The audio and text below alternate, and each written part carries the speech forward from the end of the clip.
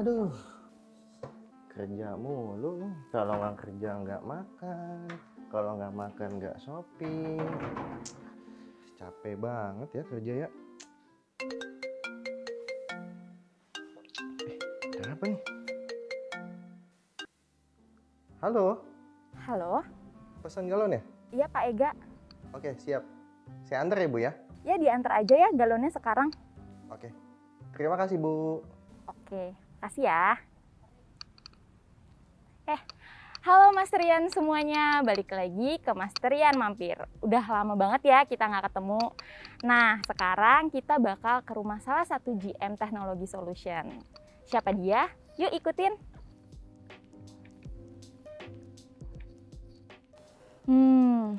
Yang mana ya rumahnya?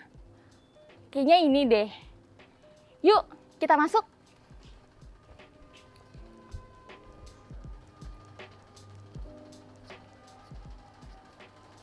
Permisi, selamat pagi. Halo, pagi Bu. Ada Pak Remonnya, kita mau ngobrol-ngobrol nih. Oh ada, yuk mari Oh masuk, iya, silakan. oke, terima kasih. Yuk. Di kesempatan kali ini, Mas Rian Mampir akan menyambangi kediaman salah satu general manager di Teknologi Solution yang sering dikenal sebagai pribadi yang kritis dan cakap dalam kesehariannya. Pria kelahiran kota yang dikenal dengan hasil lautnya ini terkenal dengan kemampuannya yang baik dalam mendidik timnya agar mampu memberikan yang terbaik dalam kinerjanya. Tak jarang, dengan tangan dinginnya, ia dikenal sebagai mentor dan atasan yang sangat mumpuni.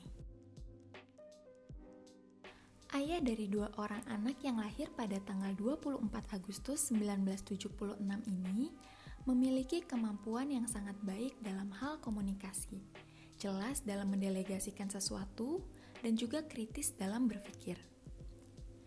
Kesehariannya yang sebagian besar dihabiskan untuk kemajuan perusahaan, menjadikan pribadinya sebagai sosok teladan yang bisa dicontoh oleh anak-anak muda milenial saat ini. Sebagai pemimpin yang mampu mengedepankan leadership yang baik bagi timnya, pria yang bernama Raymond Budi Citra ini sangat menjaga profesionalitas dalam menjalankan segala kesibukannya. Kesehariannya di masa pandemi ini selalu digunakan untuk hal-hal yang membawa manfaat bagi profesi dan juga peranannya dalam keluarga maupun tim kerjanya di kantor.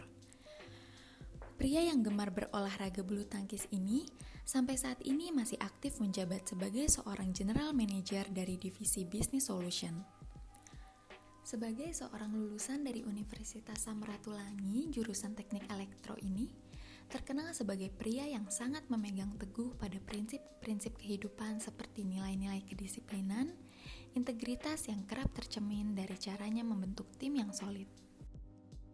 Dibesarkan di keluarga yang erat dengan sikap tanggung jawab yang besar dan juga sikap toleransi yang begitu kental, serta memegang teguh prinsip-prinsip dan nilai-nilai kejujuran dan tegang rasa.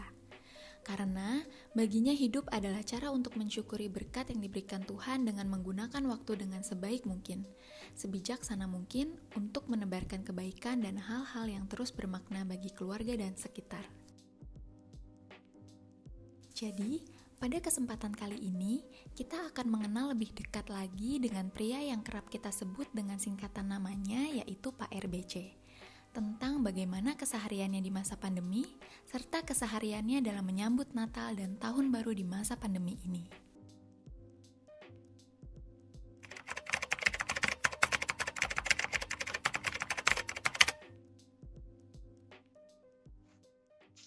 Menurut saya setiap kejadian, keadaan mempunyai 2 sisi yang berbeda.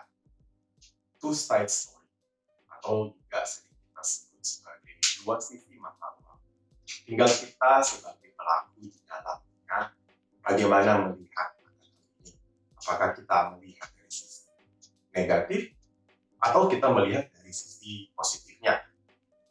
Jika kita melihat pandemi ini sebagai suatu kesulitan yang terus-menerus berlanjut, atau bahkan saat ini tidak ada satupun ilmuwan di dunia ini yang bisa memprediksi kapan akan COVID ini akan berakhir. Dengan kejadian seperti itu membuat kita semakin hari mungkin merasa semakin tertekan. Kita menjadi stres, bahkan boleh dibilang mungkin kita kehilangan akan harapan masa depan. Kehilangan akan harapan akan masa depan ini bisa dibilang bahkan lebih berbahaya daripada virus corona itu sendiri. Tapi kalau kita melihat pandemi ini dari sisi positif, apakah memang benar ada sisi positif?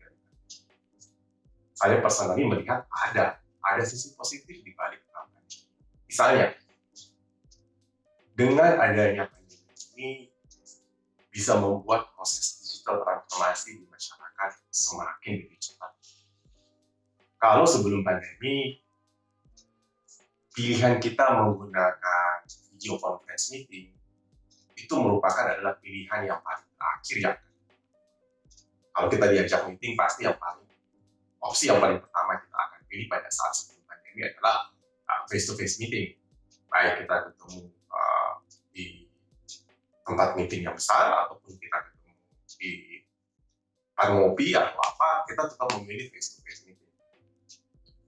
Tapi dengan adanya pandemi, pada saat customer minta meeting, opsi pertama yang biasa kita lakukan adalah video conference meeting aja dengan berbagai teknologi video conference yang ada. Ataupun hal yang lain, belanja online. Kalau dulu kita belanja online mungkin masih jarang. Saya ingat dulu mungkin belanja online mungkin seminggu sekali. Dan mungkin jadi opsi terakhir juga kalau kita nggak melakukan belanja online. Tapi saat ini belanja online merupakan opsi pertama. Bahkan makin banyak aplikasi-aplikasi belanja online yang bermunculan.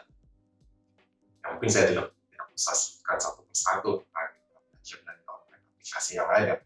Tapi semakin hari semakin banyak. Dan bukan hanya belanja online, bahkan urusan kesehatan pun sekarang sudah bisa dilakukan dengan online. Kalau dulu kita sakit, kita harus ke dokter, ketemu face-to-face dokter, baik di tempat praktek atau rumah sakit. Tapi saat ini komunikasi dengan dokter bisa dilakukan dengan media video conference atau pemeriksaan online. Ataupun perbankan. Dulu mungkin kita masih ke bank, sekarang semua proses dilakukan dengan aplikasi digital. Digital transformation di masa pandemi ini semakin dipercepat prosesnya.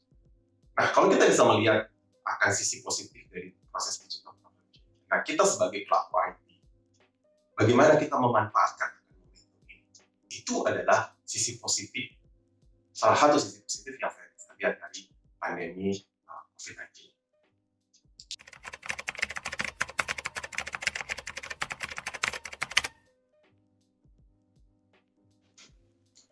Kesan-kesan di tahun 2021 yang sangat membekas. Banyak hal yang terjadi di tahun 2021. Tapi kalau ditanya mungkin yang paling membekas adalah, saya juga mungkin bisa bilang adalah kepergian almarhum Papa di bulan Agustus lalu tahun 2021. Ya, semua orang pasti akan sangat membekas akan kepergian orang tuanya. Dalam hal ini saya kehilangan Papa. Tapi kalau mungkin saya bisa sedikit cerita bagaimana saya bisa melewati akan hal itu. Jadi pada saat Agustus 2021 itu, memang di Manado itu, di Bitung, sedang banyak banget kasus COVID, bahkan termasuk daerah yang hitam pada saat itu. Dan pada saat itu juga memang saya dalam ada beberapa pekerjaan yang harus di follow up, harus dilakukan. Jadi ada apa yang lagi sakit, kemudian ada beberapa pekerjaan yang harus saya lakukan. Dalam keadaan seperti itu, peranan istri saya sangat-sangat besar saat itu. Bagaimana istri saya bisa membantu saya dalam melewati masa-masa itu. Sehingga saya bisa fokus melakukan pekerjaan saya.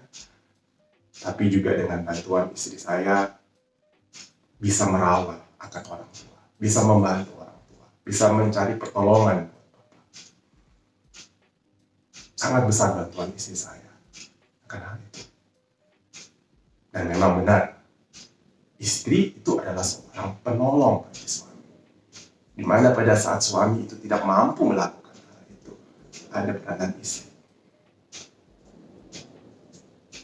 Maka adalah benar kalau mereka suka bilang, di balik kesuksesan besar seorang laki-laki, ada istri di belakangnya yang sangat mensupport akan suaminya.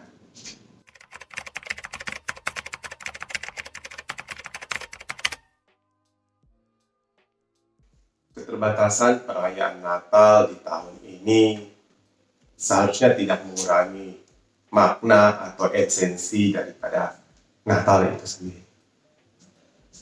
Kelahiran Tuhan Yesus ke dalam dunia ini sebagai Raja Damai, sebagai pembawa damai. Itulah yang mungkin kita harus maknai di tengah-tengah perayaan Natal.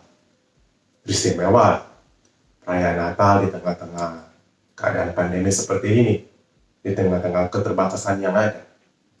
Justru dengan keterbatasan yang ada, kita bisa kembali merenungkan akan makna kelahiran Tuhan Yesus ke dalam dunia ini.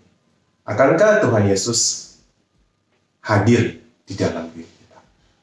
Apakah kita sudah memaknai Natal yang sesungguhnya? Memaknai Natal bukan dengan pesta, memaknai Natal bukan dengan perayaan yang megah, tapi memaknai Natal dengan kesederhanaan. Tuhan Yesus yang lahir di kandang domba, penuh dengan kesederhanaan, penuh dengan keterbatasan.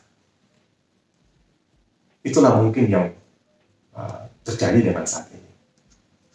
Dengan penuh keterbatasan, mari kita bisa memaknai akan makna Natal yang sesungguhnya.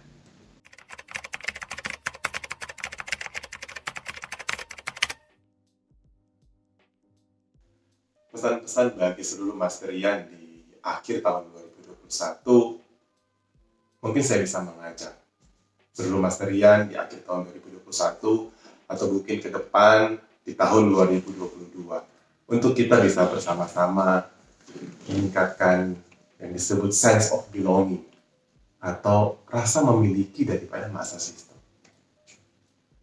Bukan hanya shareholder yang memiliki masa sistem, tapi kita semua sebagai suatu keluarga besar masa sistem, bagaimana kita bisa meningkatkan rasa memiliki kita akan perusahaan ini.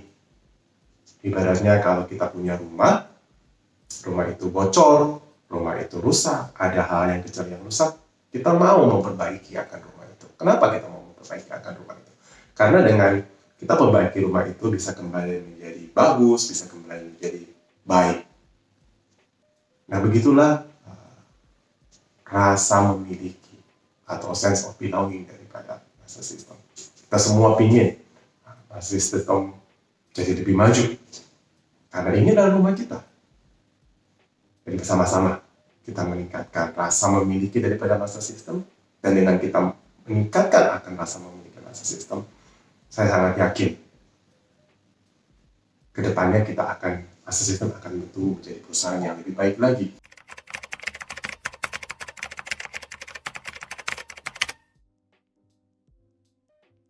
Harapan di tahun 2022, harapan dalam kehidupan pribadi.